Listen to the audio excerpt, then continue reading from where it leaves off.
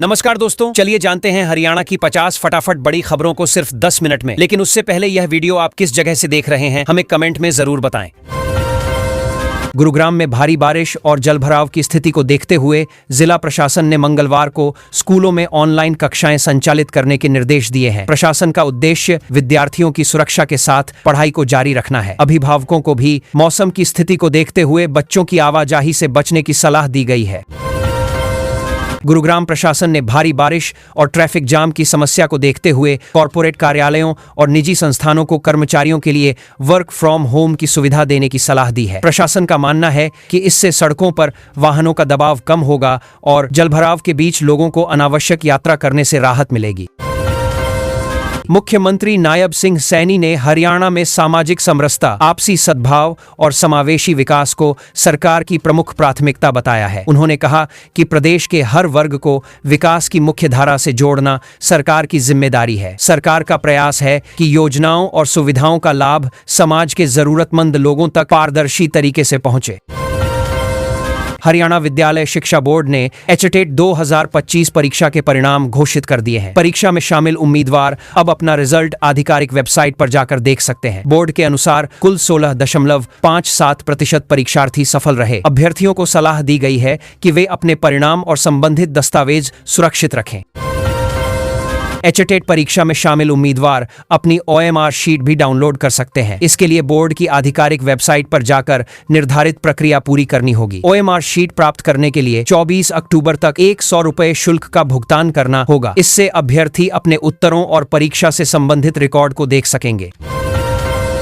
हरियाणा सरकार ने अनुसूचित जाति के विद्यार्थियों को प्रतिस्पर्धी परीक्षाओं की तैयारी में सहायता देने की घोषणा की है। जिन विद्यार्थियों के परिवार की वार्षिक आय 2.5 लाख रुपए तक है, उन्हें मुफ्त कोचिंग की सुविधा उपलब्ध कराई जाएगी। इस पहल का उद्देश्य आर्थिक रूप से कमजोर विद्यार्थियों को बेहतर तैयारी का अवसर देकर प्रतियोगी परीक्षाओं में आगे बढ़ाना है।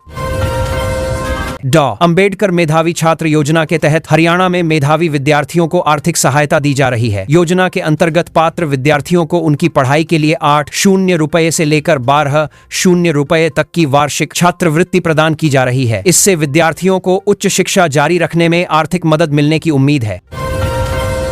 हरियाणा के सरकारी स्कूलों में पढ़ने वाले विद्यार्थियों के लिए मिशन बियाड के तहत डिजिटल कोचिंग की सुविधा उपलब्ध कराई जा रही है। इस पहल के माध्यम से विद्यार्थियों को तकनीक आधारित पढ़ाई और बेहतर शैक्षणिक सामग्री उपलब्ध कराने का प्रयास किया जा रहा है। इसका उद्देश्य सरकारी स्कूलों के छात्रों को गुणवत्तापूर्ण शिक्षा के बेहतर अवसर देना है। लाडो लक्ष्मी योजना के तहत हरियाणा की करीब 10 लाख महिलाओं के खातों में पिछले 18 महीनों के दौरान 242 करोड़ रुपए की राशि ट्रांसफर की जा चुकी है। योजना का उद्देश्य महिलाओं को आर्थिक रूप से मजबूत बनाना और उन्हें अपनी जरूरतों के लिए आर्थिक सहायता उपलब्ध कराना है। इससे बड़ी संख्या में महिलाओं को सीधा लाभ मिल रहा है। लाडो लक्ष्मी योजना का दायरा बढ़ाने की दिशा में सरकार सितंबर महीने में नया पंजीकरण पोर्टल खोलने की तैयारी कर रही है। नए पोर्टल के माध्यम से अधिक महिलाएं योजना के लिए आवेदन कर सकेंगी। इससे पात्र लाभार्थियों की संख्या बढ़ने की उम्मीद है और योजना का लाभ प्रदेश की अधिक महिलाओं तक पहुंचाने का प्रयास किया जाएगा।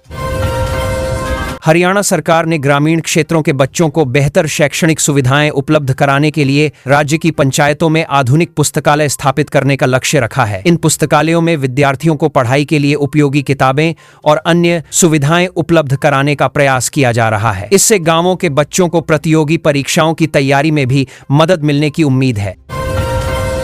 हरियाणा के विभिन्न गांवों में अब तक करीब 10 आधुनिक पुस्तकालय खोले जा चुके हैं। इन पुस्तकालयों को आने वाले समय में और सुविधाओं से विकसित करने की योजना है। सरकार का उद्देश्य ग्रामीण विद्यार्थियों को उनके घर के आसपास पढ़ाई का बेहतर वातावरण उपलब्ध कराना है, ताकि उन्हें शिक्षा और प्रतियोगी परीक्षाओं की तैयारी के लिए बेहतर संसाधन मिल सके। मुख्यमंत्री नायब सिंह सैनी ने मेघवाल उत्थान समिति की सभी 10 मांगों को स्वीकार कर लिया है। इन मांगों को आवश्यक प्रक्रिया और अनुमोदन के लिए संबंधित विभागों के पास भेजा गया है। सरकार की इस पहल का उद्देश्य समिति से जुड़े समुदाय की आवश्यकताओं पर आगे कार्रवाई करना और मांगों को निर्धारित नियमों के अनुसार पूरा करने की दिशा में कदम बढ़ाना है। रेवाड़ी और बावल में धर्मशालाओं के निर्माण के लिए समिति द्वारा उपयुक्त जमीन चिन्हित किए जाने के बाद सरकार नियमों के अनुसार भूमि उपलब्ध कराने की प्रक्रिया आगे बढ़ाएगी। इस पहल से संबंधित समुदाय के लोगों को सामाजिक और सामुदायिक कार्यक्रमों के लिए सुविधाजनक स्थान उपलब्ध कराने में मदद मिलने की उम्मीद है। जमीन उपलब्ध कराने की प्रक्रिया निर्धारित सरकारी नियमों के तहत पूरी की जाएगी। हरियाणा में बुनियादी ढांचा परियोजनाओं की साइट का आकलन करने में लगने वाला समय अब GIS तकनीक की मदद से काफी कम किया गया है। पहले जहां इस प्रक्रिया में लगभग 45 दिन लगते थे, वहीं अब तकनीक की सहायता से इसे केवल 1 से 2 दिन में पूरा करने का प्रयास किया जा रहा है। इससे परियोजनाओं की योजना और क्रियान्वयन तेज होगा। हरियाणा सरकार ने PM गतिशक्ति राष्ट्रीय मास्टर प्लान के तहत पारंपरिक फाइल आधारित योजना प्रक्रिया की जगह तकनीक आधारित निर्णय लेने पर जोर दिया है। GIS और डिजिटल तकनीक के इस्तेमाल से विभिन्न परियोजनाओं की योजना अधिक तेजी से तैयार करने में मदद मिल रही है। सरकार का उद्देश्य बुनियादी ढांचे से जुड़े निर्णयों को अधिक प्रभावी, पारदर्शी और समयबद्ध बनाना है। हरियाणा के सरकारी स्कूलों में शिक्षकों और स्कूल प्रमुखों के चयन के लिए आयोजित होने वाली लिखित परीक्षाओं की चयन प्रक्रिया को अधिक पारदर्शी बनाने पर जोर दिया गया है। इसका उद्देश्य योग्य उम्मीदवारों के चयन में स्पष्ट और निष्पक्ष व्यवस्था सुनिश्चित करना है। शिक्षा व्यवस्था को मजबूत करने के लिए बेहतर शिक्षकों और स्कूल प्रमुखों की नियुक्ति को महत्वपूर्ण कदम माना जा रहा है। हरियाणा के मॉडल संस्कृति, PM श्री और CMI स्कूलों में शिक्षकों की तैनाती के लिए शिक्षा विभाग द्वारा विशेष स्क्रीनिंग टेस्ट प्रक्रिया पूरी की जा रही है। इस प्रक्रिया के माध्यम से संबंधित स्कूलों के लिए उपयुक्त शिक्षकों का चयन करने का प्रयास किया जा रहा है। इससे विद्यार्थियों को बेहतर शैक्षणिक वातावरण और गुणवत्तापूर्ण शिक्षण उपलब्ध कराने में सहायता मिलने की उम्मीद है। माध्यमिक शिक्षा विभाग हरियाणा ने शिक्षकों और विद्यार्थियों की सहायता के लिए एडुसेट टेलीकास्ट और ई-लर्निंग शेड्यूल को नियमित रूप से लागू किया है। डिजिटल माध्यमों के जरिए विद्यार्थियों तक शैक्षणिक सामग्री पहुंचाने का प्रयास किया जा रहा है। इससे स्कूलों में पढ़ाई को तकनीक से जोड़ने और विद्यार्थियों को अतिरिक्त सीखने के अवसर उपलब्ध कराने में मदद मिल रही है। हरियाणा में युवाओं को तकनीकी और उच्च शिक्षा के क्षेत्र में बेहतर अवसर देने के लिए विश्वविद्यालयों में नए वोकेशनल कोर्स शुरू किए जा रहे हैं। इन पाठ्यक्रमों का उद्देश्य विद्यार्थियों को पढ़ाई के साथ रोजगार से जुड़ी व्यावहारिक जानकारी और कौशल प्रदान करना है। इससे युवाओं को बदलती रोजगार आवश्यकताओं के अनुसार अपनी क्षमता विकसित करने में सहायता मिलने की उम्मीद है। हरियाणा में खेल संस्कृति को बढ़ावा देने के लिए पंचायत स्तर पर बने खेल स्टेडियमों और जिमों के आधुनिकीकरण का कार्य तेजी से आगे बढ़ाया जा रहा है। इन सुविधाओं को बेहतर बनाने का उद्देश्य गांवों के युवाओं और खिलाड़ियों को अभ्यास के लिए अच्छी जगह उपलब्ध कराना है। इससे ग्रामीण क्षेत्रों में खेल प्रतिभाओं को आगे बढ़ने के नए अवसर मिलने की उम्मीद है। हरियाणा सरकार किसानों को आधुनिक कृषि यंत्र उपलब्ध कराने के लिए अनुदान प्रक्रिया को सरल बनाने पर काम कर रही है। इसका उद्देश्य किसानों के लिए आधुनिक मशीनों की खरीद को आसान बनाना और खेती में तकनीक के इस्तेमाल को बढ़ावा देना है। कृषि यंत्रों के उपयोग से किसानों को खेती के काम में समय और मेहनत बचाने के साथ उत्पादकता बढ़ाने में मदद मिल सकती है। हरियाणा के सभी जिलों में नागरिकों को घर बैठे सरकारी सेवाएं उपलब्ध कराने के लिए सरल केंद्रों और डिजिटल पोर्टल की व्यवस्था को लगातार मजबूत किया जा रहा है। ऑनलाइन सुविधाओं के विस्तार से लोगों को विभिन्न सरकारी सेवाओं के लिए बार बार मजबूत किया जा रहा है। कार्यालयों के चक्कर लगाने की जरूरत कम होगी। सरकार का लक्ष्य सेवाओं को अधिक आसान, पारदर्शी और सुविधाजनक बनाना है। हरियाणा में युवाओं के बीच उद्यमिता को बढ़ावा देने के लिए राज्य सरकार विभिन्न स्टार्टअप्स को विशेष आर्थिक सहायता उपलब्ध करा रही है। इसका उद्देश्य नए कारोबार शुरू करने वाले युवाओं को शुरुआती स्तर पर सहयोग देना और उन्हें अपने विचारों को व्यवसाय में बदलने का अवसर देना है। इससे प्रदेश में नए उद्यम, रोजगार और आर्थिक गतिविधियों को बढ़ावा मिलने की उम्मीद है। हरियाणा में महिलाओं को आत्मनिर्भर बनाने के लिए स्वयं सहायता समूहों के माध्यम से रोजगारपरक प्रशिक्षण कार्यक्रम आयोजित किए जा रहे हैं। इन कार्यक्रमों में महिलाओं को विभिन्न प्रकार के काम और व्यवसाय से जुड़े कौशल सिखाने का प्रयास किया जा रहा है। प्रशिक्षण के बाद महिलाएं अपनी आय बढ़ाने और परिवार की आर्थिक स्थिति मजबूत करने के लिए स्वरोजगार की दिशा में आगे बढ़ सकती हैं। हरियाणा सरकार ग्रामीण क्षेत्रों में शिक्षा और अध्ययन की सुविधाओं को मजबूत करने के लिए आधुनिक पुस्तकालयों के विस्तार पर विशेष ध्यान दे रही है। पंचायत स्तर पर स्थापित किए जा रहे पुस्तकालय विद्यार्थियों को शांत वातावरण में पढ़ाई करने का अवसर दे रहे हैं। इससे ग्रामीण युवाओं को प्रतियोगी परीक्षाओं और उच्च शिक्षा की तैयारी के लिए उपयोगी संसाधन स्थानीय स्तर पर उपलब्ध हो सकेंगे। राज्य में डिजिटल शिक्षा को बढ़ावा देने के लिए सरकारी स्कूलों में तकनीक आधारित पढ़ाई की सुविधाओं का इस्तेमाल बढ़ाया जा रहा है। ऑनलाइन सामग्री, ई लर्निंग और डिजिटल माध्यमों से विद्यार्थियों को पढ़ाई के अतिरिक्त संसाधन उपलब्ध कराने का प्रयास हो रहा है। इसका उद्देश्य ग्रामीण और शहरी क्षेत्रों के विद्यार्थियों के बीच शैक्षणिक सुविधाओं के अंतर को कम करना है।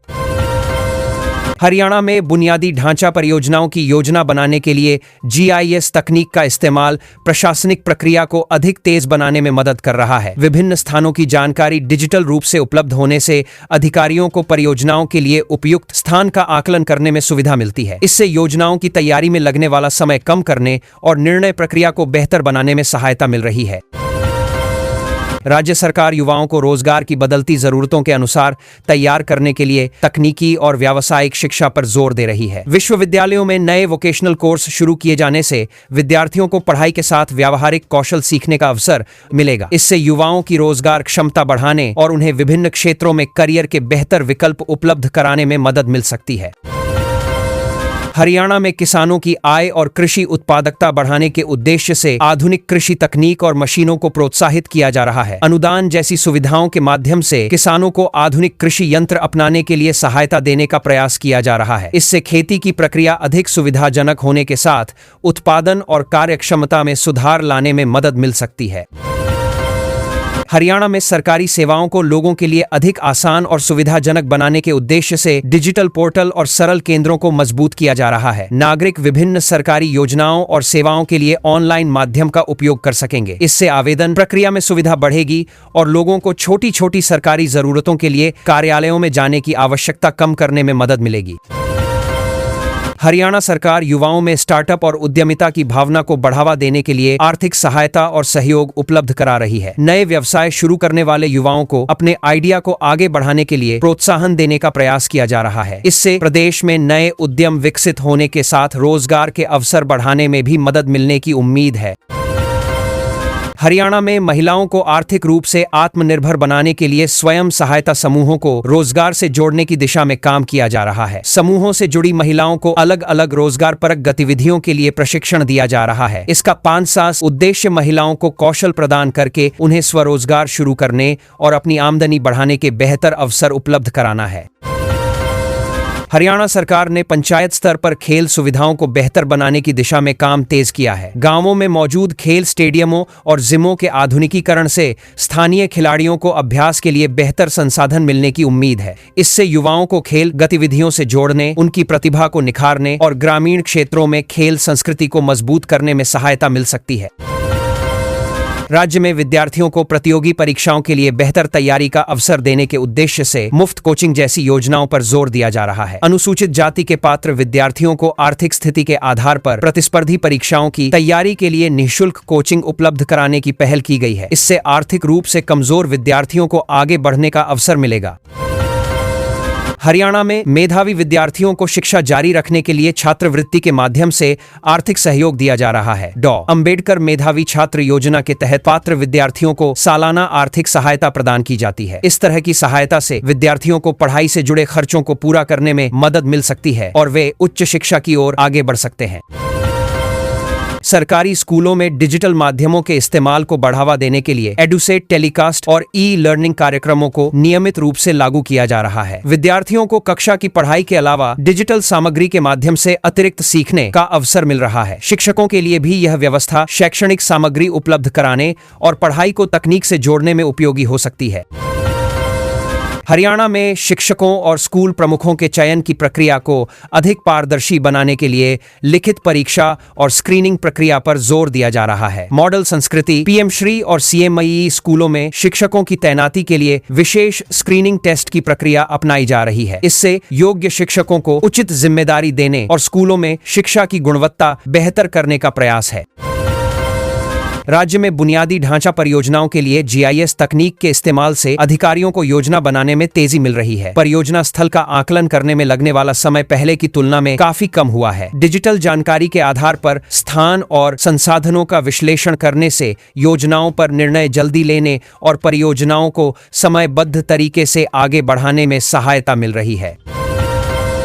गुरुग्राम में भारी बारिश और जलभराव की स्थिति को देखते हुए जिला प्रशासन ने मंगलवार को स्कूलों में ऑनलाइन कक्षाएं संचालित करने के निर्देश दिए हैं। प्रशासन का उद्देश्य विद्यार्थियों की सुरक्षा के साथ पढ़ाई को जारी रखना है। अभिभावकों को भी मौसम की स्थिति को देखते हुए बच्चों की आवाजाही से बचने की सलाह दी गई है।